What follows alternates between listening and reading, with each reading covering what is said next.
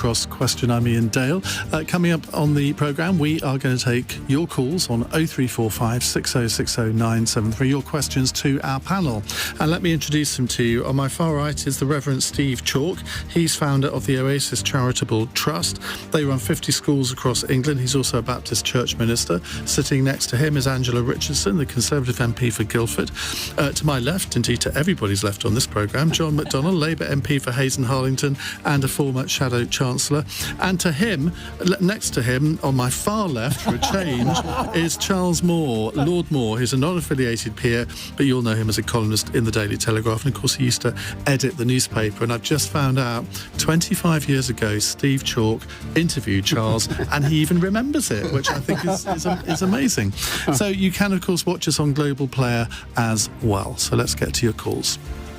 Call 0345 6060 973. Tweet at LBC. Text 84850. Cross Question with Iain Dale. This is LBC. Right, let's start off with Jerry in Whitley Bay. Jerry, good evening. Good evening, Ian. A very simple question. What is the cost of net zero? And who is going to pay for it? And if, as I suspect, many are going to say, oh, well, it'll all work out lovely in the end, will they commit to backing the public and not costing them anything in the short term? When anybody says simple question and then says how much is it going to cost, John McDonnell, now you know figures, you were Shadow Chancellor. Yeah. So the question is, what is the cost of net zero and who's going to ultimately pay for it? If I recall right, the OBR put a figure on about 460 billion. Is that all? That's the full period. So that's half of our whole GDP. Yeah. But they then added a commentary on that. Any delays, it will increase the cost, which is understandable. So it is significant. And the question is right about who that cost falls upon, particularly in the short term. And so it does pose a challenge to any government about how then you ensure that you have a system of both taxation and borrowing, so that those people who can least afford the immediate costs are better protected and supported. And I think that's what the debate has come down to today after Rishi Sunak's intervention. And I think we have to recognise that my own view is the principle of the polluter pays is quite significant, and therefore those corporations that have made quite significant profits out of fossil fuels should make a significant contribution towards this. And we should be doing everything we possibly can to protect ordinary working people. And Rishi Sunak would say that's what he was about today, wouldn't he? Sort of cutting costs for people in the shorter term. And judging from some of the Twitter reaction that I've seen during the programme, because we were talking about it in the last hour, that does seem to have hit home with a few people. It will hit home for some, but the second part of what I said about the OBR is if you delay some of these things, they become more costly. In addition to that, we have to recognise we're in a climate emergency. We need to be doing this as soon as possible. If the fires in Greece and America and the floods elsewhere don't tell us something, we're clearly not listening. So I think delay, is as damaging as sitting back and doing nothing to a certain extent. But delaying the introduction of electric vehicles, so whereby you can't actually buy new petrol and diesel ones, to 2035. I mean, is that really going to make much difference in terms of fighting climate change? It does if it puts off investment in the development of our industrial sector. And I think you've heard from a lot of the car manufacturers today saying that's what's happening. But in addition to that, one of the key things is about giving security for the future. And if you're an investor, if government is changing its mind every 6 or 12 months, you're not going to be investing in this country. And I actually did think that there was consensus on this, that we would leap ahead of others. And in doing so, we therefore gain an industrial advantage, a strategic and economic advantage over others. Putting it back means we lose that advantage, plus investors start thinking, well, will there be another change of policy in 2 years' time, and therefore our investment is jeopardised. Angela Richardson, if you were chief executive of a car manufacturer, would you be feeling very happy that you've had to rip up your business plan for the next 10 years? I think if we look at car manufacturers over in Germany, they had a target of 2030 that got pushed back to 2035. They're still working on the basis of heading towards 2030. I'm sure a lot of car manufacturing companies and new battery factories we're putting in will still be probably working towards that 2030 goal. The Prime Minister said today that he expects many people will have actually bought electric cars by the time 2030 rolls around. I think in answer to John's query about having stability in policy, the best thing that people can do is vote in a Conservative government again, and then that way we won't get a change. But you'll change your mind understand. You didn't even wink when you said that. I understand that Steve Reid has been out on the airwaves this evening saying that Labour's policy is going to be to revert back, change it all again. So if you want to have stability and continuity, elect a Conservative can't possibly government. say that with a straight face. I mean, if you wanted stability, you wouldn't have made the change anyway, because people were expecting the 2030 date to be stuck to. All the car manufacturers were. I think it was something in car owners' minds that they would have to think about this, and delaying it by 5 years, that is the antithesis of stability. I think if you think about what we've been through in the last few years, since we stood on a manifesto with all of these wonderful pledges, we've been through one of the most disruptive periods that we've known probably in our lifetimes. With COVID and war in Ukraine, we've had to make a lot of changes. I think people understand that nothing to do with pragmatism. those subjects. It is, because the cost of living is a direct result of those activities, those global pressures. And the cost of living is why we are taking these steps today to make sure that we bring people along with us. I think the Prime Minister is right. We could lose people in this journey. And I would say I've had about 13 emails into my inbox since the story was leaked last night from the usual people who write to me about environmental issues. But when I do talk to people on the doorstep on a day-to-day basis, they say to me, it's really great what we're doing for the environment, but please can we sort out the fundamentals of what we need to deliver as a government, which are their priorities, and they're also the priorities that the Prime Minister set out. Making sure that our health Isn't it works, much simpler getting inflation down. That the Prime Minister is seeking a political dividing line between the Conservative Party and the Labour Party, and he knows that this puts the Labour Party in a bit of a fix, as you've partly explained. This is core politics. This has got nothing to do with the environment, has it? I think that would be true if the Prime Minister wasn't taking such a long-term view on this and actually saying, do you know what, I'm levelling with you, I'm being honest with you. It's one of the reasons I backed Rishi Sunak last year, is because I wanted to hear from somebody who was going to tell me the truth. If I wanted to hear from people who told me what I wanted to hear and change their mind, then I'd listen to the Lib Dems. That's what they're very useful for. I thought you were going to say Liz Truss. No. I listen to the Lib Dems. The Prime Minister is right. He has taken short-term hits on that. He did stand up and say that today, that he'd been under a lot of pressure because of what he's announcing. But I admire him all the more for that, and I think he's right. He will bring people, the country with him. Steve Chalke. Well, the thing is, I would say this, that we don't own the planet. We're passing it on to our children and our grandchildren. So we need to take the hit now. You do the work before you can relax. So what we're doing is making life easier for ourselves at the expense of someone else. And that, of course, is what empire's always done. It uses up the resources and it doesn't think about the long-term consequences. I think that what happened today was an act of cowardice, a bit like David Cameron. Why did David Cameron call for the referendum around Brexit? Oh, let's but here's the thing. But he didn't want it. The public didn't want it. Members of his party wanted it to ensure their re-election.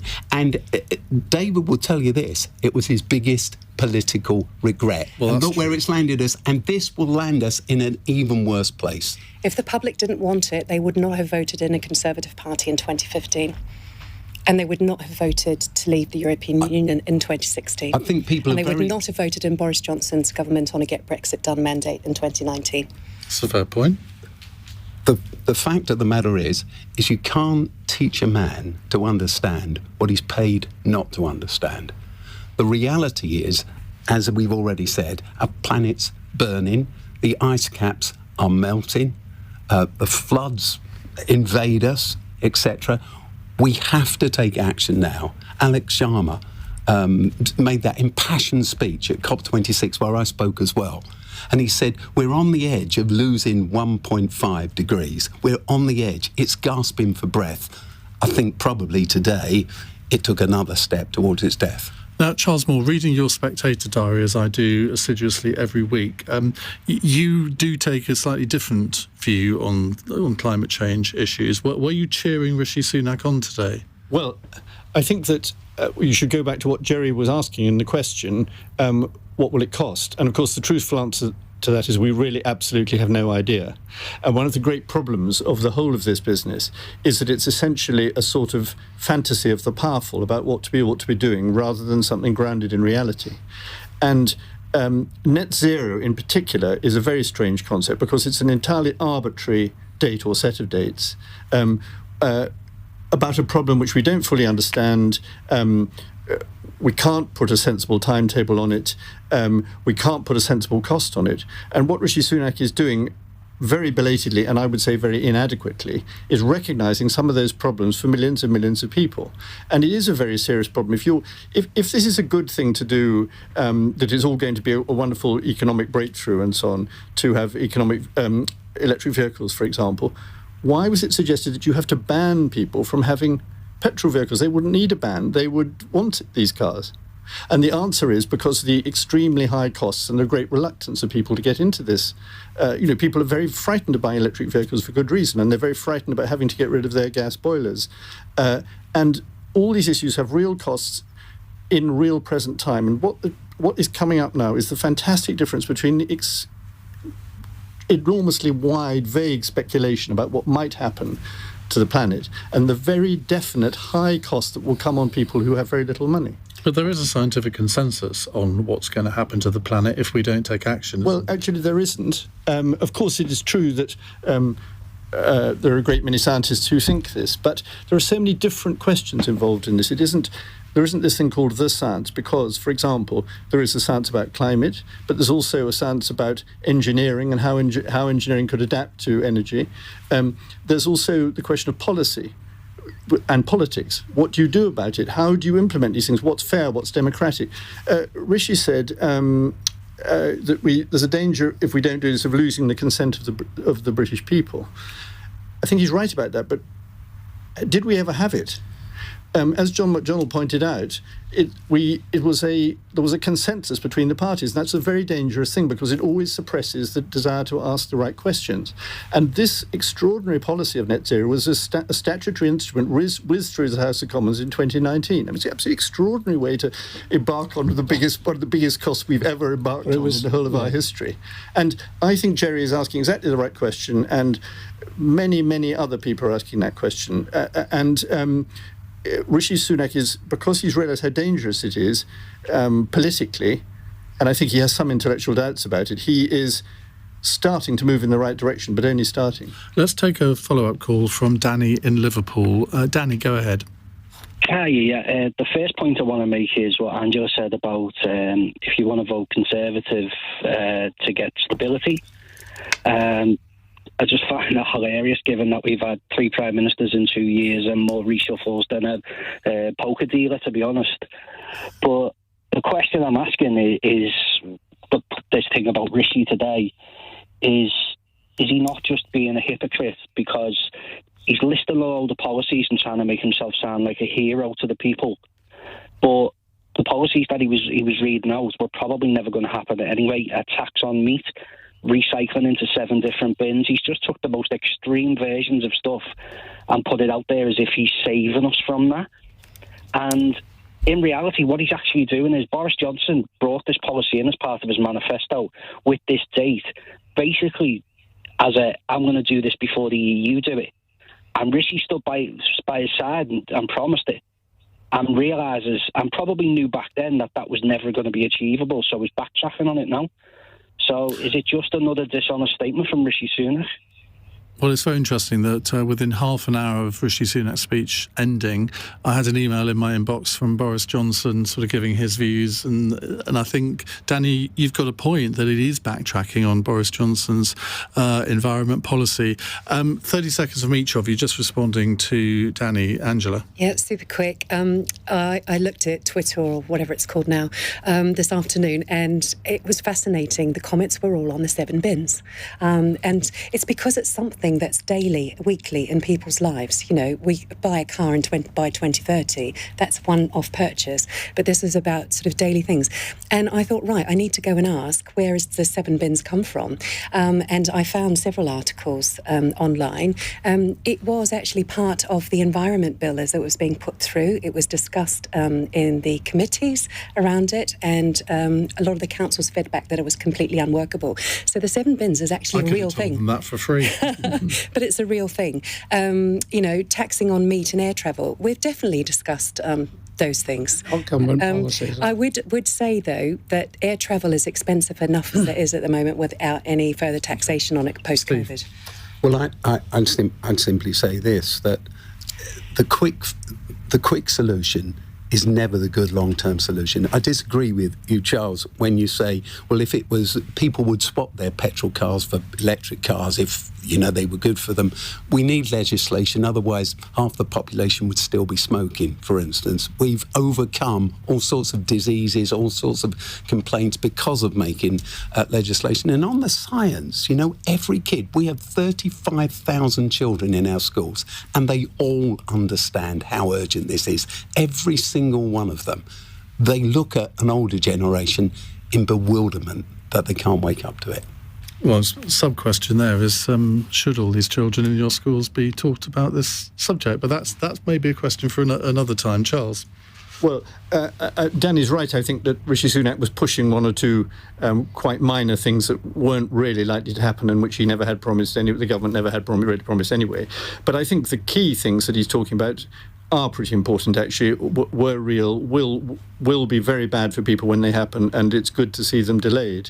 And I hope that the delay will mean that actually they don't happen at all. And I think this is where this may be important in the longer term, beyond the immediate politics, is that people are beginning to rethink this whole question. If you look at the resignation of Bernard Looney, the head of BP, the other day, the formal reason was to do with undisclosed relationships with staff. But part of the problem that BP was experiencing is that Mr. Looney had been leading BP right away from fossil fuels towards renewables. And that's not good for a great company, a great energy company like that. People begin to think, well, maybe it's not so sensible. And I see, and you see it all over, this is happening all over the world, by the way. This is not a sort of special thing that's happening here. And I really hope the reality is at last dawning upon politicians about this. John? Charles, I think you're clutching at straws with regard to the resignation of the person at BP, but there you are. Today, let's be blunt, today was as far as I'm concerned, a political stunt speech, because there's an election in 12 months' time. Rishi Sunak was desperately trying to find a divisive issue he could campaign upon, and I think it's just dangerous. We live in an uncertain world. When we're uncertain around an issue, what do? We bring in as many experts as possible. We set up a climate change committee. They gave advice on a non-party political basis to all of us. They set out a strategy which we all signed up to and have done repeatedly, even in recent months. And now we're tearing part of that strategy up. And I just think our children, our grandchildren, will just never forgive us. I think the hilarious aspect of this is the prospect of environmentalists saying, bring back Boris Johnson. Who would have thought? It's 8:20. This is LBC. If you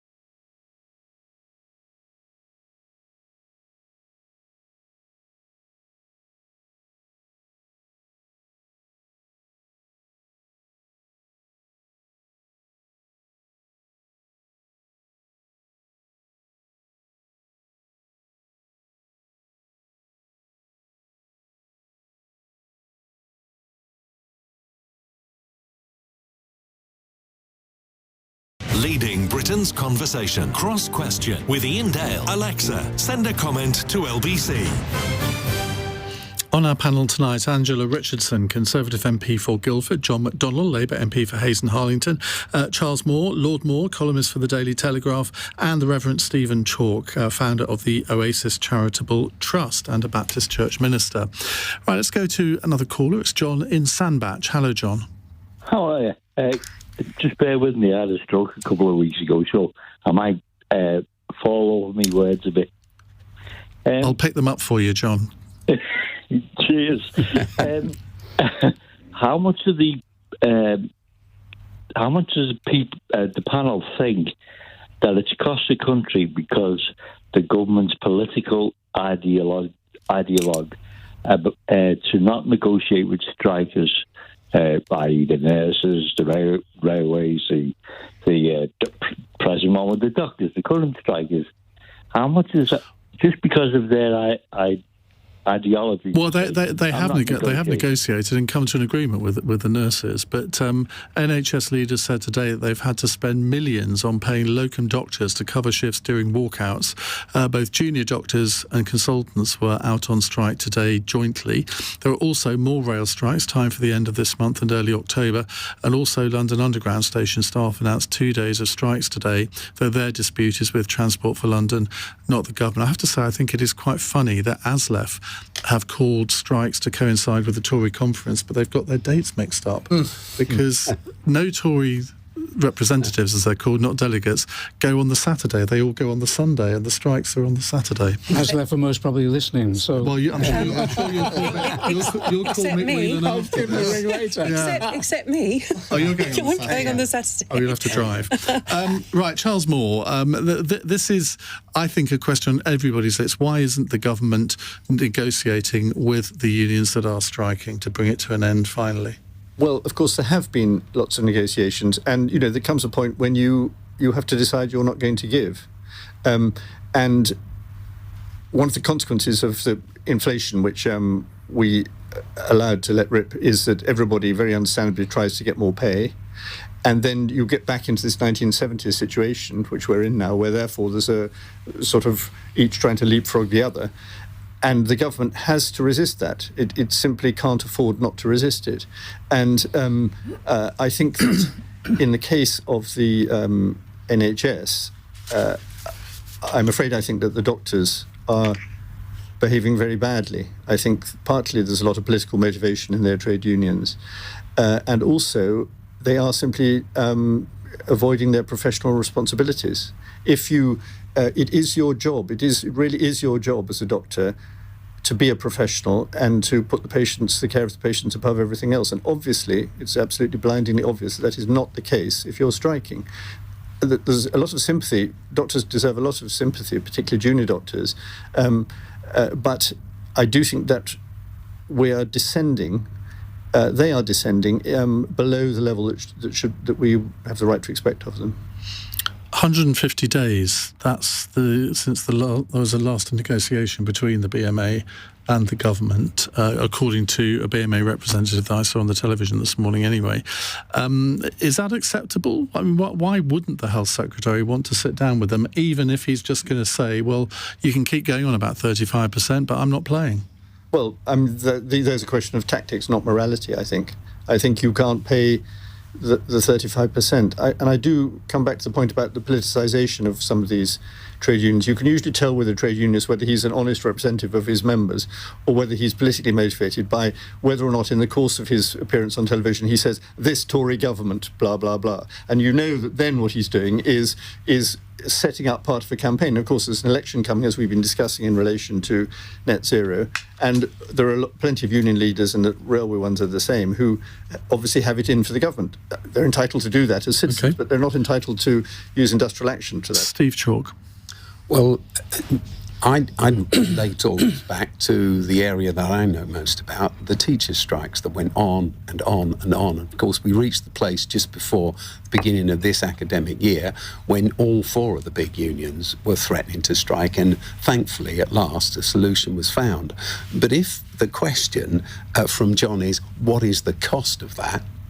The lost days of teaching caused a downturn in exam results for many children, lost days in the classroom, and the long-term consequences of that are huge. Equally, it's true that recruitment of teachers nationally is at an all-time low. Retention is at an all-time low. 40% of all teaching staff leave the profession within the first 5 years of having gone into it. So I think that what we've got to do, if we want to sort things out, is invest what we need in the long term. I see the long tail of the cost of the teaching profession not feeling that the resources are there in the classrooms for them. But Steve, can I just put a sort of... You're a Baptist minister. Yeah. This is a moral question for you. Yes. You have a vocation. Yes. And that's your life. And you would not strike. You wouldn't say, I'm not going to take my services, I'm not going to do my parish work. Of course you wouldn't. This should be true of certain professionals in this country, and it always has been true of certain professionals in this country. I agree with that. Yes, I do agree with that. And I think that strike should always be the last resort. Again, with the teaching staff that I know, these people love kids. That's why they're in it. They're not in it to get rich. But as they saw resources drained out of the classroom, as they saw resources drained away, which meant these children were not just losing days or months, but losing life opportunities, then in the end, the only thing they can do when they don't feel they're listened to is stand up and strike. But that's not true, because lots of them don't strike. And that's also true of doctors who don't strike and nurses who don't strike. So they make decisions. Some do and some don't. Right. Should we not support the ones who don't? I want to bring in the other two panellists, but well done for not saying this Tory government, Steve. Your challenge is to say it, Angela. First, I want to say to John, I'm sorry to hear about your stroke, and I hope you were able to get the medical support that you needed immediately, and that you have a good recovery, and that your speech is clearer. Because it's a very difficult thing to go through. I think I'm disappointed with the fact that both junior doctors and consultants are striking at the same time. I'm very grateful to the staff who have come in to cover those who are striking, but those people do not belong on the picket line. They belong looking after our patients. And I think the cost actually goes to the individuals who are sitting on the waiting lists, who have had their appointments cancelled. So the staff are covering the sort of emergency work that needs to be done, but so many people's appointments that are cancelled. And I actually was out knocking on doors just 2 Saturdays ago, and somebody got a leaflet through, got in their car and sort of drove around to find me, and I had a long conversation with them, and they are incredibly anxious because they've got an issue, a gentleman, he doesn't know whether it's cancer or not, won't find out for 6 to 8 weeks, and that's quite a long anxiety-inducing time. All this is doing is making people who have got potential medical conditions, who weren't able to see a doctor or go to hospital during COVID. Was he putting that was your responsibility, or the striking doctors? No, I think he was just worried, general anxiety, and there's a lot of it in the country. And I don't think that this striking on a 35% pay request, when they've had an offer which has been agreed with the independent pay review body, with the input of unions, because I think that's what people forget, is that, the unions are involved in these discussions as well. And we can't borrow that sort of money to give them that sort of pay rise whilst we're trying to get the cost of living and inflation down. We can't add to the debt of this country. It's not the right thing to do. John McDonnell. I think it behoves all of us to, if we're going to comment on strikes like this, we actually talk to the strikers themselves. I've been on... You're the nearest thing we've got on this panel. OK, well, I've been on the picket lines, and I've talked to teachers, I've talked to junior doctors and consultants and others, and it's heartbreaking. Some of them are absolutely heartbroken because they've been forced into this action. And the reason they're here is, one, it isn't just about pay, it's much wider than that. It is first of all about pay because they've had 13 years effectively of pay cuts, and they cannot live off the wages they get. The consultant's on £134,000 a year, plus pensions, plus benefits. Let me just finish this. The vast majority of strikers out there are not consultants on those wages. That's the first thing. In addition to that, when I've spoken to teachers, when I've spoken to junior doctors, They're saying the resources that have been withdrawn are undermining their ability to do their job. And even on the consultants, I've spoken to them and they're saying people can't get their surgery now because actually we can't recruit or retain because they're going to Australia, New Zealand or wherever. And if we're not competitive in that, paying people the rate for the job, we won't be able to recruit and retain. So what do you do in these disputes? I've got a trade union background. I've worked for the trade unions. I was at the TUC. You negotiate. You just get round the table, and no matter how hard you find the other response, you keep talking, and eventually every dispute gets settled by some form of negotiation. Not to meet, I just think is completely counterproductive. It just prolongs the dispute and makes it more difficult to. So what's Labour offering? Okay. What's Labour offering? My view is that you get round the table, you negotiate, and you offer a decent settlement. And What's at the that? moment, my view, I would go some way. If you look at what's settled in with regard to the health workers in Scotland, they've settled at reasonable rates. And How would you fund it? Well, But it's only a third of what they're claiming in England, isn't it? no, it's true, but if you listen to the noises... If the BMA actually came out and said, look, we realise we're not going to get 35%, we're happy to negotiate on that, but they never have. Well, they have. They've said they're willing to negotiate, and they're asking now for the Secretary of State to get around the table to negotiate. Why doesn't just try it? We're running very late. I'd love to continue this one, but we do need to move on to another subject. But first, we need to get the LBC News at 8:34 with Charlotte Morgan. The Prime Minister is insisting delaying a shift to electric cars is not a short-term decision aimed at winning the next general election. In a speech today, Rishi Sunak also said there'd be more time to transition from gas boilers to heat pumps. Members of the RMT union on the London Underground will be going on strike again next month in a row over jobs and conditions. They'll walk out on the 4th and 6th of October. And cheaper flights and hotel stays are thought to be behind an unexpected fall in UK inflation. It dropped to 6.7% in August, the lowest rate since February last year. LBC weather, showers in the north and west, rain slowly clearing in the southeast with a low of 6. LBC.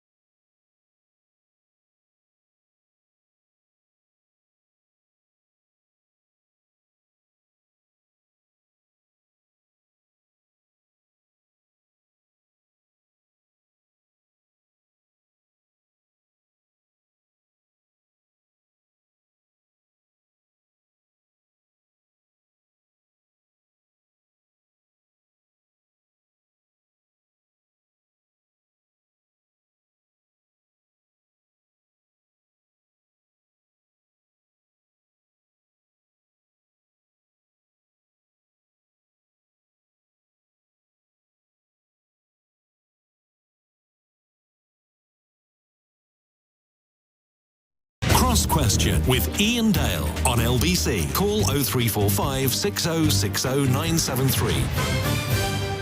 Angela Richardson, John McDonnell, Charles Moore and Steve Chalke with us answering your calls. Now, this is a text question from Ruby in Birmingham. Another left-wing Labour MP says the party is undemocratic for stopping her running at the next election. Does the left have any place in Starmer's Labour? Now, Beth Winter has today accused the Welsh Labour Party of being undemocratic, her word not mine, in how it handled the selection process, which saw her defeated by fellow current MP Gerald Jones, who she said who she had to take on because of boundary changes. Yesterday, we also saw Diane Abbott brand the National Labour Party's investigation into her over her newspaper letter, which claimed white minority groups cannot experience the same kinds of racism as black people, as fraudulent. I'm coming to you first, John McDonnell, don't you? Okay.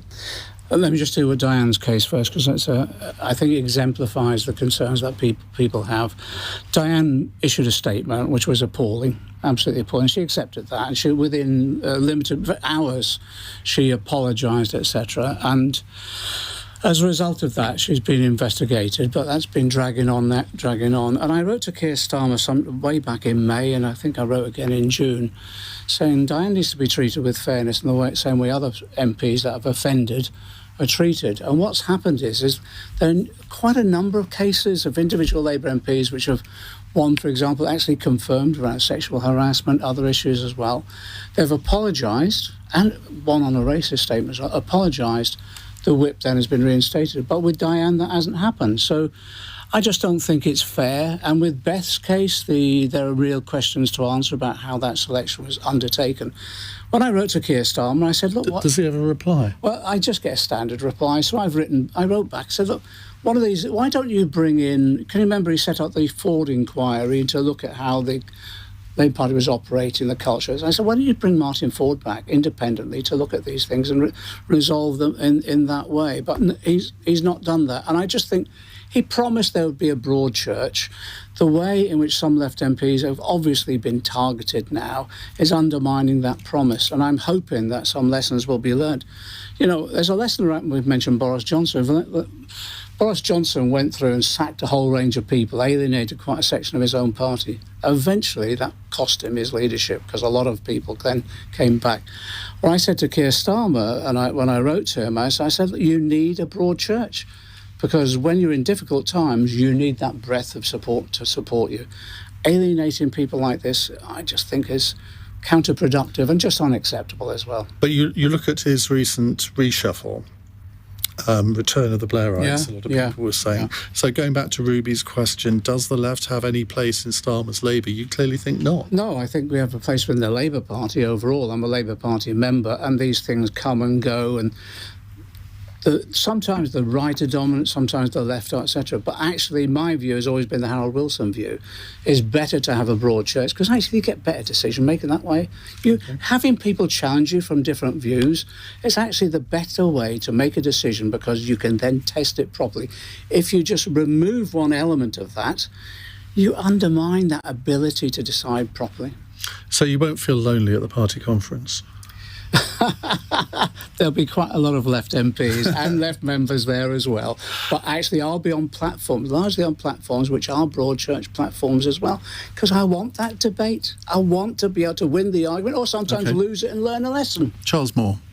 Well, of course, we all would say we're in favour of a broad church, but it must be borne in mind that if when the left has had power, it has behaved the same way the other way round, as to that's not true. More moderate. So I'm sorry, Charles, that is not true, because when Jeremy established the shadow cabinet, it was left, right, and centre. The fact that some of them subsequently resigned in a coup is another. But Luciana Berger needed security at the Labour Party That conference. is a myth. That's not true. We appointed Hilary Benn. We appointed a whole range of Keir Starmer. All of the senior positions were held by lefties like you. Keir Starmer running the Brexit. Well, you were the Shadow Chancellor. Diane Abbott was the Shadow Home Secretary. Yeah, and then if you look at the rest of this Shadow Cabinet, then it was fine. There was certainly more of a mix than there is in the current one. But the point I would really like to make about this is not a sort of sectarian point at all, but simply that what Keir Starmer is doing in almost every particular is trying to do a Tony Blair. and it's a very important part of doing a Tony Blair that you... Well, he's not. Tony Blair had the left in his cabinet. The sort of guiding principle here, which Tony Blair followed very successfully, is always attack the left. And this helped him to get elected. And Starmer is doing the same. I'm not, of course, against attacking left. I'm in favour of attacking left. But what annoys me about this is that it means that Keir Starmer is not actually developing creative policies for this country. He's got certain things that he knows will press the right buttons. People will say, "Oh, good, he's attacking left," and so far as it goes, that is good. But it's not creative. It's not really getting anywhere. And we're in such a bad state in this country. We would like a creative politician with new policies, not somebody who's largely drawing on policies that began in 1997. I think, John, you'd probably agree with that last bit. Steve Chalke. I'm not a politician, but I do know this, that in leadership at any level, you've got to listen to a broad church, whatever you call it. You've got to listen to the guy that you don't want to hear. There's that Orwell quote, isn't there, that with the statue at the BBC, which I can never quite remember, but democracy is about my right to say what you don't want to hear. And I've found in our charity as it's grown, it's been that collegiate thing where we really wrestle with things, but we're committed to one mission and we listen to one another. That makes for just progress. Like the Conservative Party, Andy. Can I say something, not on sectarian lines, but actually colleague to colleague? Beth has actually been an excellent constituency MP. I sit in that chamber and I listen to the speeches across the chamber, and she is incredibly local. She always raises local issues. She always speaks very strongly and passionately for her constituents. I feel very sorry for Welsh MPs because the Electoral Commission boundary changes, I think they lose about 8 seats, is that right? And so it's musical chairs. And that's because of the increasing power of the Welsh Parliament? No, the boundary changes are equalising constituencies. Yeah, but it's also due to that as well. Okay. Same thing's happened in Scotland. Right, okay. Well, the thing is, I think it's incredible bad luck that she's had to go up against a colleague for a seat. Many colleagues are having to do that around the country. But she lost. I mean, that's politics. She lost, and it's politics. No, her complaint is the way in which that selection was conducted. And I don't have any details as to how that selection was conducted. Yeah. And look, we're having our own selections in the Conservative Party, and they don't always, go the way that you think they're going to go. Are you standing again? I am. I was readopted. One of the rare ones that are. Yes, and I tell you what, I'm absolutely raring to go as well. It's worth fighting Diane for. Abbott, any brief word on her? I think it was really unfortunate what she wrote, but the thing is, it's not the first time. It's happened several times on what was Twitter with Diane Abbott, and then a quick deletion and an apology. So either someone's in charge of her account and they need sacking, or she's been writing these things and somebody needs to have a word. It's not good optics, though, is it, for the first black woman to be elected to the House of Commons to effectively be ostracised from Parliament by the leader of the Labour Party? No, I don't want to put words into your mouth, John. I've already said that. I've already said that. I've said time and time again, all people are asking for is fairness, and that all Diane wants to be treated is the same way as those other MPs have been treated that have caused offence, apologised and then been reinstated. She's just asking for fairness. Right, it's 8:46. LBC.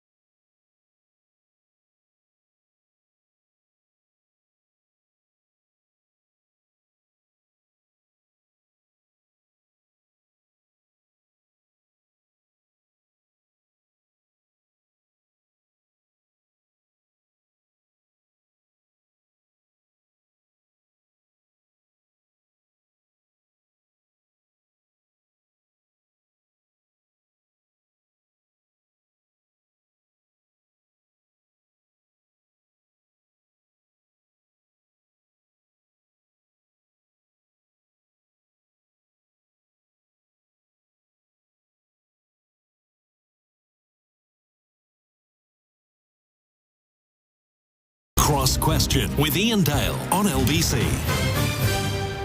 8:48, Angela Richardson, John McDonnell, Charles Moore and Steve Chalke with us. Let's go to a text question from Kevin in Wimbledon. Some were suspecting a snap election was going to be announced by Mr Sunak today. If so, would the Tories have had a cat in hell's chance? Charles Moore. Well, no is the short answer. But remember that the governing party has the discretion about when to call the election within the 5-year period. And therefore, they haven't. And therefore, they are now beginning to get in every way ready for it. So it will become harder and harder for Labour. Obviously, Labour has a very, very good chance, but it will now become harder. And so the battle is really only now commencing. John? No, I don't think there's a snap election. I think I'm still working on the timetable of spring budget, autumn election. The thing about today with Rishi Sunak doing his speech like this, it does actually do some good for Labour as well, in the sense of they can't just work on the basis of the Tories being deeply unpopular. They've got to work on the basis that this might attract some votes. Therefore, they've got to get their policies out there sooner. We've had this conversation before. I think it takes 12 months to land a policy, announce it, rebut the criticisms, then explain to people what it means to them. So I'm hoping this will mean that this Labour Party conference in a month's time, they really go into announcing a core programme, and then we go on the stomp overall. I have this nightmare though at the moment that actually you can unburden yourself. All right, okay. It's been a number of years since my last confession. I have this nightmare at the moment that actually they might cause such a split in the Tory party now that they'll replace Rishi Sunak with Penny Mordaunt, and then I think we might have a problem on our hands. Do you know, so many Labour MPs have said that to me over the past couple of months. Oh, thank God Penny isn't the leader. Yeah. They say that, I think, because they know that's what I want to hear. But, Steve? I think that, in the life of Oasis, I lived through a Labour government that created lots of opportunities for education. We should remind people that's your school academy. Yeah. Schools, not the band. No, exactly. The charity. But it grew tired. And it was out of ideas. And as much as, personally I didn't like it, I think that there was nowhere to go. And then Cameron's government arose. I think this government or governments are out of ideas. I think they're tired. They need time to regroup, to rethink. You need a strong opposition. Democracy is about listening to everyone, as we were just discussing. And I think this government has reached the end of the road. We need them to sit down, relax a bit, get strong again. So whenever the election comes, I think we need a change for the good of democracy. Angela, it is true that governments do run out of ideas, they get tired, and this government is giving all of the appearances of having reached that point, isn't it? Didn't you hear me say before that I've been readopted and I'm raring to go? And I think if you listen But you're not in the government. I'm not in the government, no, which actually gives me a lot of latitude. But if you listen to Rishi Sunak's speech today, somebody said that they counted the number of times he talked about change. And he said he's taken a year to stabilise things, and that was very, very necessary. But he is going to lay out over the coming weeks what his agenda for change is. He's going to hopefully excite the British public enough to give us a 5th term of government. And I think Rishi Sunak he's got... Do you think you deserve a 5th term, though? Yes. I mean, you look at the facts and you look at Sunak's 5 pledges, none of them are going particularly well. If you that same voter that you encountered on the street the other day, if he'd said to you, Angela, you're my MP, tell me how I'm better off than I was 13 years ago, you'd have a bit of a difficult challenge there, wouldn't you? No, I have some really good conversations with my constituents, and I would definitely say in my part of the world that Rishi Sunak goes down well compared to Keir Starmer. People still don't really know what Keir stands for. Keir Starmer's from Guildford. Is he? He went grew up there. Oh, did he? So did Emily Thornberry, I think, as well. So it's a hotbed for Labour activism. But no, in Guildford, talking to people, they really like Rishi. and they like him better than Keir Starmer. So that's the data that the I've national got. polls show the opposite. And Keir is starting to say some things that people are scratching their heads on. You know, we haven't covered it tonight because we haven't had enough time, and you've probably covered it on your show. But, you know, reopening negotiations with the European Union on Brexit agreements, opening up the risk of having 100,000 plus illegal immigrants coming in through a quota scheme. And if we don't sign up to it, that's a cost at €20,000 per person per day if you don't sign up to that. That's what other countries in the European Union would have to pay if they didn't take their quota of illegal immigrants. I'm not talking about legal ones at all. There is no way he was going to call a snap election today. I did have a dark moment where I thought, I hope that podium's got something on it and it's not completely blank. But look, we're fighting by-elections at the moment. I've got a county by-election. Don't mention candidates. No, I'm not mentioning candidates, no. But we are, you know, we're in the middle of doing stuff. There was no way a snap election was going to be called. Rishi gave himself 5 priorities. He wants to be able to show that he's delivered those to people. He said right at the beginning of the year, judge me. Hold me to account on these.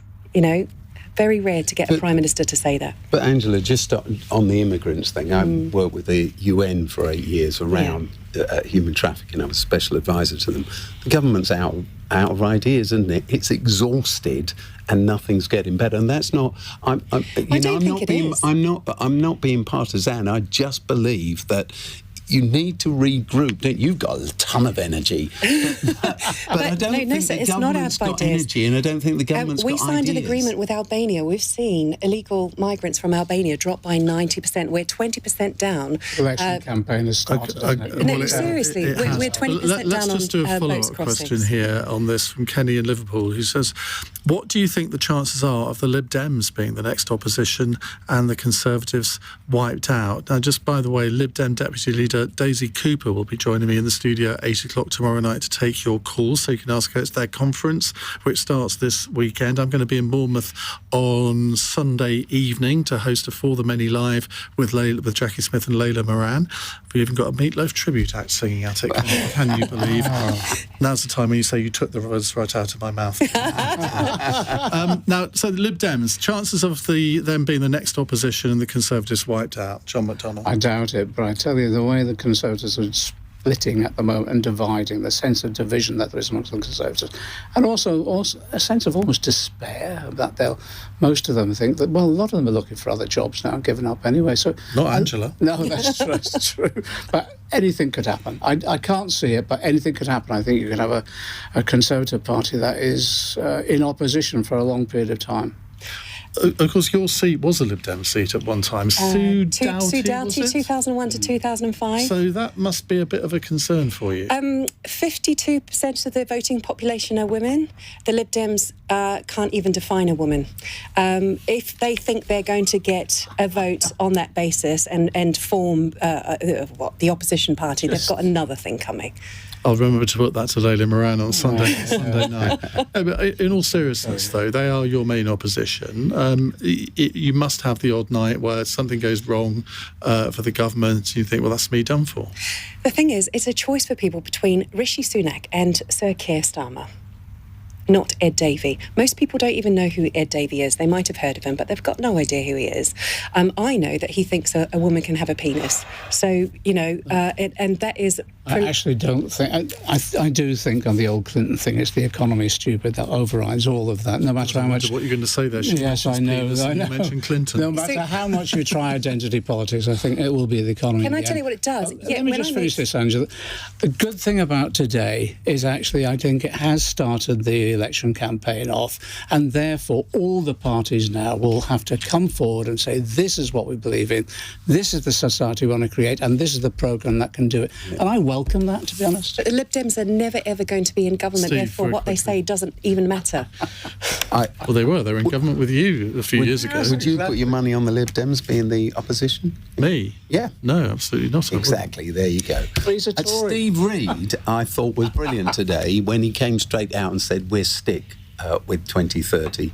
We won't switch to 2035. And it's to that point, isn't it? It creates a bit of clear blue water so you know what you're getting. I do think every child should learn about climate change as part of their education, by the way. I think it's pretty important to the future of the planet. I was just trying to wind you up. Our schools, they do. Right. Our fun question, though, you may have noticed, those of you who are watching, that Charles Moore has left the building. It's because he had to get a train at 9:08 from Waterloo, so we let him out a little bit early. The fast runner. Tim is in Bristol. He says, Greggs has come under fire for sending Rishi Sunak's local branch in Richmond in Yorkshire some images of Richmond, the one in southwest London. What is your worst geography fail? Steve? Well, my worst geography fail wasn't to do with the photograph. It was then when I first had a car that had a sat-nav, and I told my wife, this is a fantastic car. You just type in these letters, and we were going to Swanwick. And you had to type in the name, so I typed in Swan, and it came up, the whole word, and we set out. And she said, I thought it was up the M1, not down the M4. I said, I'm sure it's a diversion. And it was only after we went past Bristol that I realised we typed in Swan. And you're in charge of 50 schools. Good God. Angela? So I'm from New Zealand originally, so I should have an idea of geography, but I had a big geography fail in front of my mother-in-law, who's English. When I asked my children, because foreign policy isn't my strong suit, where North Korea was in relation to China, and she absolutely had to go at me and said, if you're an MP, you need to know things like that. I was like, oh, right, okay, chastise. Everything Google. But yes, no, major fail in front of my mother-in-law. Where is Cambodia? Oh, gosh. Somewhere near Vietnam. Correct. John? I've got several fails. One of them is when I was young and in the local Hayes Labour Party, I would book speakers. And on one occasion, I think it was with Robin Cook as well, I forgot to tell him it was Hayes Middlesex and there's Hayes Kent.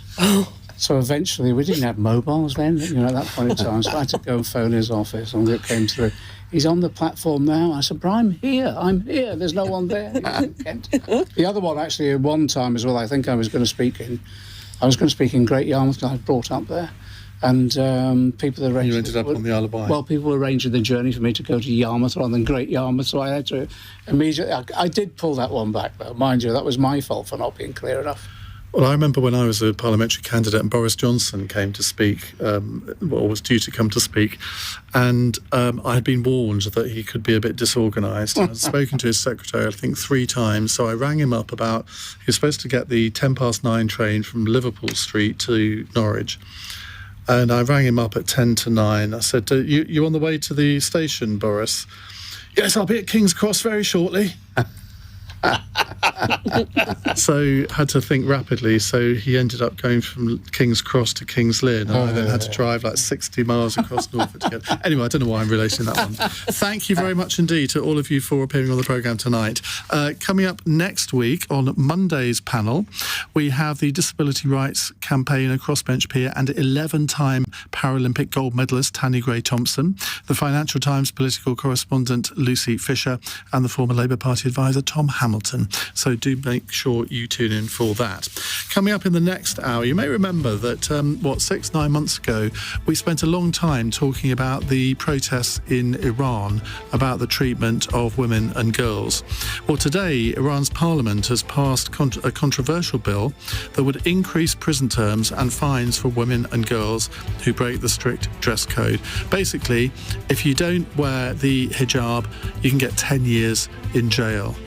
So what was the point of all of those protests? Because they've amounted to actually stricter laws in Iran. We'll get your reaction to that in just a moment. And what can be done about it, apart from the Foreign Office issuing a condemnation? 0345 6060 973.